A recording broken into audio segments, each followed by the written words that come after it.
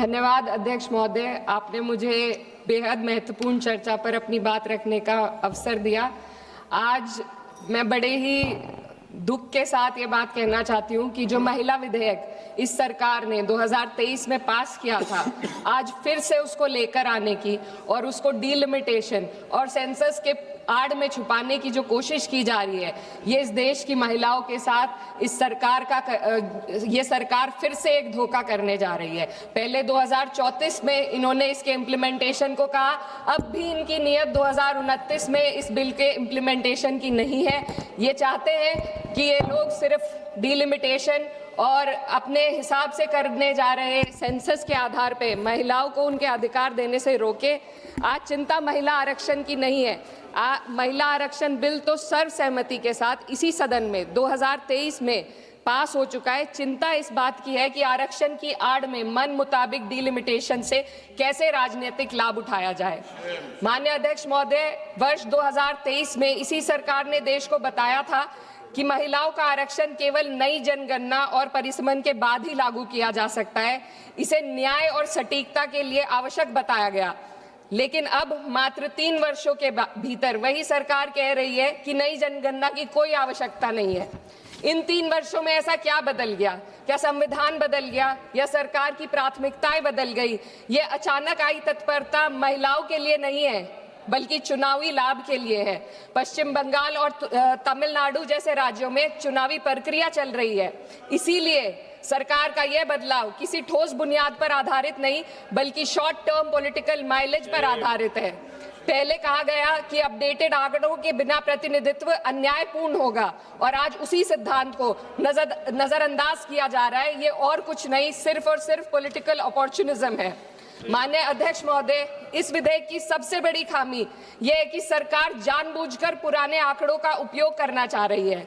जनगणना 2021 में होनी थी, लेकिन सरकार उसे कराने में विफल रही और अब उस गलती को सुधारने की बजाय देश के प्रतिनिधित्व को 2011 के आंकड़ों पर चलाना चाहती है, जो 2029 में 18 वर्ष पुराने हो जाएंगे। यह विधेयक आज के भारत को कल के आंकड़ों में ढालने की कोशिश है। जब नीति लोगों को उनके वर्तमान स्वरूप में देखना बंद कर देती है और उन्हें पुराने समय के आधार पर आंकती है, तो वह केवल असत्य ही नहीं बल्कि अन्यायपूर्ण भी हो जाती है। माननीय अध्यक्ष महोदय, हमारा संविधान एक स्पष्ट ढांचा प्रदान करता है। आर्टिकल 82 ये सुनिश्चित करता है कि परिसीमन जनगणना के बाद हो, और आर्टिकल 81 और 170 ये सुनिश्चित करते हैं कि प्रतिनिधित्व जनसंख्या के आधार पर हो, ताकि हर वोट का सामान्य मूल्य रहे। लेकिन यह बिल सीधे एक व्यक्ति एक वोट के सिद्धांत को प्रभावित करता है। माननीय अध्यक्ष महोदय, स्थिति और चिंताजनक हो जाती है जब हम परिसीमन आयोग को दी जा रही शक्तियों का आकलन करते हैं। यह आयोग सीटों के आवंटन और निर्वाचन क्षेत्रों की सीमाएं दोनों का निर्णय करेगा, और सबसे महत्वपूर्ण बात यह है कि इस निर्णय को किसी भी न्यायालय में हम चुनौती नहीं दी जा सकती। इससे ऐसी स्थिति उत्पन्न होती है जहां सत्ता पक्ष पूरे देश के पॉलिटिकल मैप को अपने लाभ के लिए बदल सकती है, वे भी बिना किसी न्यायिक निगरानी के। इस शक्ति के दायरे को समझने की जरूरत है।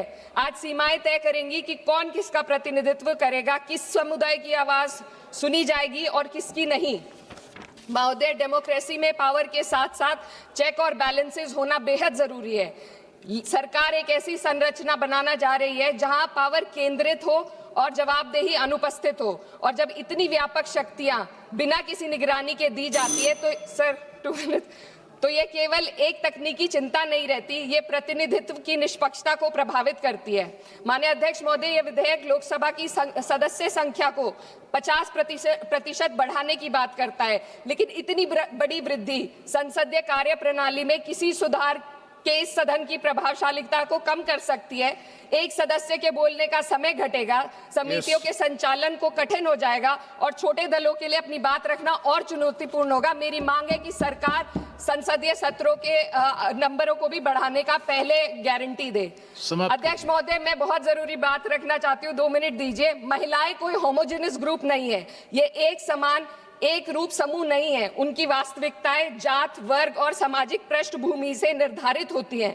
फिर भी यह विधेयक इस वास्तविकता को नजरअंदाज करता है और पीडीए समुदाय, विशेषकर ओबीसी महिलाओं को पूरी तरह बाहर कर देता है, जो इस देश की बहुत बड़ी आबादी है। ये इस विधेयक की संरचना में एक गंभीर कमी है। सोचिए एक ऐसी युवा महिला, सर 2 मिनट्स, जो पिछड़े वर्ग या अल्पसंख्यक परिवार से आती है, जो अपने घर में पहली बार पढ़ाई कर रही है, पहली बार घर से बाहर निकलकर सार्वजनिक जीवन का सपना देख रही है। उसके पास ना संसाधन है, ना नेटवर्क है, ना राजनीतिक समाधान है। बिना उपकोटे के वह इस व्यवस्था में कैसे पार्टिसिपेट करेगी जहां पहले से ही असमानताएं मौजूद है। ओबीसी उपकोटे के बिना इस आरक्षण का लाभ पहले से ही सुविधा संपन्न वर्ग तक ही सीमित रहेगा। वंचित समुदाय की महिलाओं को एक बार फिर हाशिए पर धकेल दिया जाएगा। अध्यक्ष महोदय, नेताजी स्वर्गीय मुलायम सिंह यादव जी ने हमेशा स्पष्ट रूप से कहा कि सामाजिक न्याय के बिना, ओबीसी कोटे के बिना महिला आरक्षण का लाभ सिर्फ एक सीमित दायरे तक रह जाएगा। मेरी इसी के साथ साथ कुछ मांगे हैं जो मैं इस सदन में रखना चाहती हूँ। महिला आरक्षण विधेयक की, sir, just too important. No, you have taken sir, just 7 too minutes. important. No, sir, 7. concluding. Already you have taken sir, 7 just minutes. Two important demands. No, Sir, just two important demands. Conclude करो ना. Delimitation और जनगणना के आंकड़ों को महिला आरक्षण विधेयक के साथ कोई संबंध नहीं है। यदि सरकार महिलाओं के आरक्षण को जनसंख्या के आंकड़ों से जोड़ने पर तुली है, तो आधी आबादी जिसे कहते हैं, महिलाओं को उनकी जनसंख्या हिस्सेदारी के साथ 48 से 39% आरक्षण देने का काम करे। महिला विधेयक को डिलिमिटेशन और सेंसस से डीलिंक करके 29 में लागू किया जाए। ओबीसी महिलाओं को आरक्षण दिया जाए। देश की रिलीजियस माइनॉरिटीज की महिलाओं को भी एक कोटा इसमें दिया जाना चाहिए और गरीब वर्ग की महिलाओं के लिए राज्य द्वारा चुनावी खर्च का प्रबंध किया जाए। Thank you.